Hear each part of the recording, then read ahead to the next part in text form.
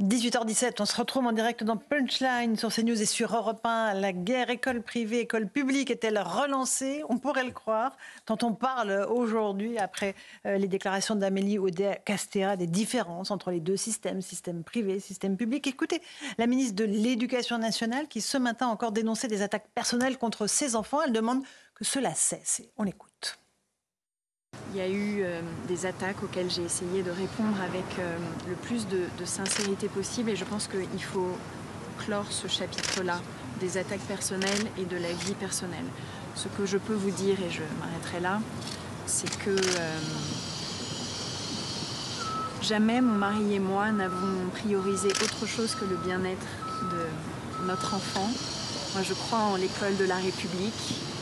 Je crois en l'école publique. Je crois qu'il faut tous que nous ayons beaucoup d'ambition pour elle. Voilà pour la ministre de l'Éducation qui avait donc expliqué pourquoi elle avait inscrit ses enfants dans le privé. Et qu'est-ce que vous en pensez, amis téléspectateurs et auditeurs? Écoutez quelques réactions recueillies par nos équipes. Que personnellement on le fasse pour ses enfants, je le comprends. Après, ça veut dire qu'il y a peut-être quelque chose qui ne va pas dans le public, quoi. C'est un fait réel. Il manque de professeurs et ça, malheureusement, on peut pas le démentir. Et donc du coup, si elle a fait ce choix de les mettre dans le privé à cause de ça, c'était une bonne idée, je pense. L'école publique peut peut-être pas faire tout, donc il est sans doute nécessaire qu'il y ait aussi une école privée. Par contre, dans l'absolu, je préférerais 1000 fois que mes enfants aillent dans une école publique. Ça, je comprends bien le choix des parents parce que c'est vrai ça existe les problèmes de remplacement des enseignants dans le secteur public. Rachel Kahn, est-ce qu'il faut entendre la ministre qui a fait une erreur, une maladresse, ou la mère de famille qui dit arrêtez les attaques personnelles, arrêtez de m'attaquer moi et mes enfants? Déjà, ce qu'on peut voir, c'est qu'au fond, elles disent ce que beaucoup de parents pensent déjà. Ensuite, moi, ce qui me dérange, c'est cette polémique, en fait. Parce qu'on a l'impression, parce que c'est une femme, elle est obligée de parler de ses enfants, de son mari. Et alors là, on sent comme une sorte de meute qui est là pour la disqualifier, l'humilier et surtout pour l'empêcher de travailler. Et moi, c'est ça qui vraiment me dérange. Elle vient d'être nommée et on ne lui laisse pas le temps de bosser. Maintenant que le problème est sur la table, je pense qu'elle va s'y donner à bras-le-corps, quoi. C'est un problème central pour vous, Nathan Devers, ou pas? Cette dichotomie privé-public ou pas? Ah oui, c'est un problème très important. Et d'ailleurs, Mitterrand avait dû reculer là-dessus. Évidemment. Et je pense qu'il y a un vrai sujet. Il ne s'agit absolument pas de mettre, de faire des reproches aux parents qui mettent leur enfant dans le public, dans le privé. C'est pas du tout ça. Mais c'est juste de dire qu'en effet, quand on parle de séparatisme, là, il y a un élément très clair de séparatisme, en tout cas de séparation. Et que quand on a une école, une éducation nationale qui globalement fonctionne de moins en moins bien, ça on peut le dire sans être même décliniste, et que la tentation est grande pour ceux qui le peuvent, pour ceux qui en ont les moyens de mettre leurs enfants. Bah oui, il y a une séparation. Les professeurs sont payés indistinctement par l'État. Ah oui, il y a une séparation du point de vue de l'égalité des chances. Très souvent. Il y a une séparation du point de vue de l'égalité des chances. À partir du moment où les enfants qui en ont la possibilité, dont les parents en ont la possibilité, les mettent dans l'école privée, parce que... Et puis, sans parler... Parce que le raisonnement n'a pas toujours été celui-là, Nathan. Non mais, de manière objective, il y avait des excellents lycées publics, il y avait des excellents établissements privés. Il y a des mauvais établissements privés, évidemment des mauvais publics. Mais moi, j'ai quand même l'impression que dans ce débat-là, et la ministre participe de ça, on tourne autour du pot. C'est-à-dire que la principale raison pour laquelle des parents mettent leurs enfants dans le privé, c'est pas uniquement parce que les profs sont plus présents que dans le public. C'est parce que derrière, il y a un projet éducatif. Et souvent, s'agissant en tout cas de l'enfant de la ministre Madame Oudéa-Castéra, il est scolarisé à Stanislas, qui est un établissement privé catholique sous contrat. Et je pense que les parents adhèrent à tout ce projet-là. Et c'est un corpus de valeurs. Ce que beaucoup de gens ne comprennent pas, c'est que derrière un projet éducatif catholique, il y a des vraies valeurs. Et dans ces valeurs-là, il y a l'autorité, il y a l'exigence. Alors je vous dis, Stanislas, c'est l'exemple aussi un peu caricatural. C'est le meilleur lycée de France, qui a les meilleurs élèves au bac, qui réussit les meilleurs concours. Mais en fait, normalement, c'est un schéma qui s'applique à tout l'enseignement privé. Moi, ce qui me heurte le plus dans cette histoire, c'est qu'en fait, il y a la liberté de choix. Vous avez la liberté dans le public, d'aller dans le public comme dans le privé. Non, la liberté, c'est à l'aune du porte-monnaie, Louis. Non, mais il n'y a pas que... Non, parce qu'il y a des gens qui se saignent et qui n'ont pas les moyens. Et parfois, il y a des prix dégressifs. Tout le monde ne peut pas y aller. Et il y a des prix dégressifs. Il y a quand même... Moi, vraiment, il y a beaucoup de gens qui se saignent et qui font tout pour mettre leurs enfants dans le privé pour le projet éducatif. Et je termine simplement d'un mot et après, promis, j'ai terminé. Moi, ce qui m'a choqué le plus dans cette polémique, c'est qu'il y a des syndicats syndicats de l'éducation nationale qui reprochent à la ministre de dire mais elle est ministre de l'école publique. C'est faux.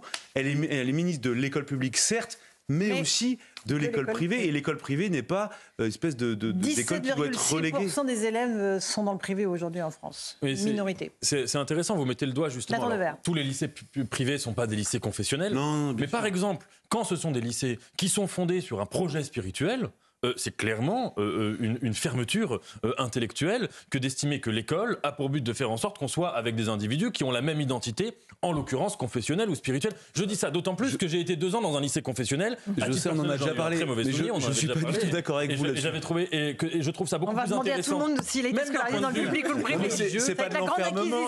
Vous pensez que c'est par définition. Attendez, pas tous en même temps, les garçons. Dès qu'il y a de la spiritualité, c'est du rétrécissement. Non, mais moi je pense pas. Je ne le pense pas du tout. Je pense que même d'un point de vue spirituel, c'est beaucoup plus intéressant du point de vue de sa propre spiritualité que d'être à l'école de la République avec des gens qui ont d'autres spiritualités ou qui n'en ont pas, et que ça permet même de se renforcer personnellement dans sa spiritualité. Mais j'aimerais juste faire une toute petite remarque. Madame Oudéa Castéra a fait quelque chose de formidable qui est une maladresse. Et une gaffe, ça arrive, bon voilà. Mais cette gaffe, elle est très significative parce que involontairement, elle a mis le doigt sur le problème majeur de l'éducation nationale, qui est la pénurie de professeurs. Je le rappelle, dans 58% des établissements, il manque au moins un professeur, là, aujourd'hui, en janvier 2024. Donc, à partir de là, moi, je suis d'accord avec vous, il ne faut pas lui faire des attaques personnelles, parce que ce n'est pas au niveau du débat politique, mais on peut dire, espérons qu'en tant que ministre de l'Éducation nationale, eh bien, elle ne fasse pas seulement des petites choses, d'ailleurs, qu'elle ne fasse pas d'uniforme, et qu'elle ne fasse pas des polémiques superficielles sur l'éducation nationale, mais qu'elle règle ce problème-là, ou qu'elle s'attaque à ce problème-là qui est central. Jean-Christophe Couvi, privé-public. Oui, alors oui. En fait, l'école privée coûte quand même aux contribuables 12 à 13 milliards d'euros par an quand même. Hein. Donc c'est en échange justement qu'il y ait un contrat, que l'éducation nationale ait un suivi aussi par rapport au programme. Donc c'est pas non plus, ça nous coûte. 12 à 13 milliards, c'était les retraites. Hein. Voilà, j'ai fermé la parenthèse. Mais comme l'école publique. Après, oui, enfin l'école publique, je veux dire, normalement c'est un dû. C'est-à-dire qu'en étant citoyen, l'État vous instruit. L'école privée, et encore une fois, chacun a le droit de faire ce qu'il veut. Mais les enfants, s'il n'y avait pas d'école privée, ils seraient bien scolarisés quelque part. Dans le public. Donc cet argent coûterait, ce serait le même montant s'ils étaient dans le public. Oui, mais ça ne serait pas pareil parce que c'est du public. C'est-à-dire que là, vous faites payer 2 fois. C'est-à-dire que l'État donne 13 milliards d'euros. Et en même temps, on vous demande tous les mois ou tous les ans aussi une somme pour former et instruire vos enfants. Okay. Oui, c'est donc bon. Après, chacun fait ce qu'il veut. Encore une fois, si souvent on met ses enfants dans le privé, moi, alors, je suis allé 1 année dans le privé, c'était ma pire année. Parce que justement, j'étais pas dans le cadre, je n'étais pas dans le moule. Et on y met aussi les enfants pour qu'il n'ait pas de mauvaise fréquentation, entre guillemets. Et on fait gaffe à ça. Absolument. Et parce qu'il y a plus d'autorité. Et parce que c'est plus encadré, parce qu'on ne laisse pas les enfants faire ce qu'ils veulent, etc. Il n'y a pas que le projet spirituel et tout. C'est juste pour éviter c'est un ensemble, qu'il y ait des mauvaises, qu'il y ait des mauvaises rencontres. Après... il y a des très bons professeurs dans les 2 écoles. Bien sûr. Il y a des écoles d'excellence aussi dans le public. Et moi, je viens du public. Effectivement, je suis syndicaliste, donc oui, je vais favoriser le public. Mais encore une fois, chacun fait ce qu'il veut. Mais voilà, il faut. Alors, ce qu'on peut reprocher à la ministre, c'est qu'en fait, elle donne sa vérité. Sauf que derrière, quand on gratte un peu, ça c'est le travail des journalistes, on voit que ce qu'elle avance comme argument, c'est assez effritable. Bon. Voilà, et pour une tennis woman, quand on monte au filet, avant on prépare son coup, parce que du coup... c'est la punchline du soir. Éric Revel, exactement. Voilà, ce qui lui est arrivé ce matin. Éric, vous, qu'est-ce que vous en pensez? Vous êtes choqué ou pas? Ne devrait pas dire ça, mais une mère de famille ne peut dire que ça. Une mère de famille ne peut dire « je souhaite le meilleur pour mes enfants ». Et si elle considère... que l'enseignement catholique à Stanislas est le meilleur pour ses enfants. Le problème, c'est qu'elle est ministre de l'Éducation nationale et qu'elle a ouvert, évidemment, une boîte de Pandore quand même absolument incroyable. Maintenant... et qu'elle est mère, parce qu'on n'aurait pas eu la même, à mon avis, peut-être... Que avec un homme, moi je ne crois pas. Alors là, pour le coup, Rachel, je crois que ça aurait été pareil avec un homme. Non, parce que justement, l'un de ses prédécesseurs, M. Papendaï, avait ses enfants à l'école alsacienne. On lui en a parlé pendant un an. Oui, mais pas comme ça. Exactement. Moi, j'ai l'impression qu'il y a une espèce de, j'allais dire, presque d'harcèlement intellectuel. Mais lui n'essayait même pas de répondre. Elle a essayé de répondre. En fait, le reproche qui lui est fait, c'est d'avoir répondu, d'avoir essayé de justifier son choix. Elle l'a fait de manière maladroite. Voilà, après, c'était pas la même ampleur. La polémique. Et puis regardez comme une petite chose, puisqu'on parle d'excellence dans les lycées publics, et Dieu sait qu'il y en a de l'excellence dans les lycées publics aussi. Regardez la réforme qui est pendante sur Henri IV et Louis le Grand, qui sont 2 lycées d'excellence en France.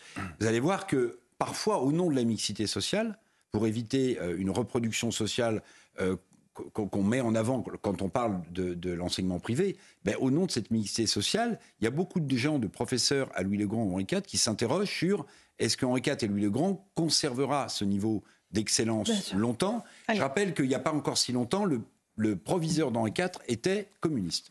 Très bien. Allez, un dernier mot là-dessus et on avance. J'aimerais qu'on parle d'Israël. Allez-y. Bien sûr, justement, juste une pensée pour les enfants juifs qui ont été obligés de quitter l'école de la République pour aller dans les écoles privées par mesure de protection. Et ils sont très nombreux à avoir dû quitter les collèges et lycées publics et écoles publiques parce qu'ils étaient évidemment juifs et visés par des actes d'antisémitisme.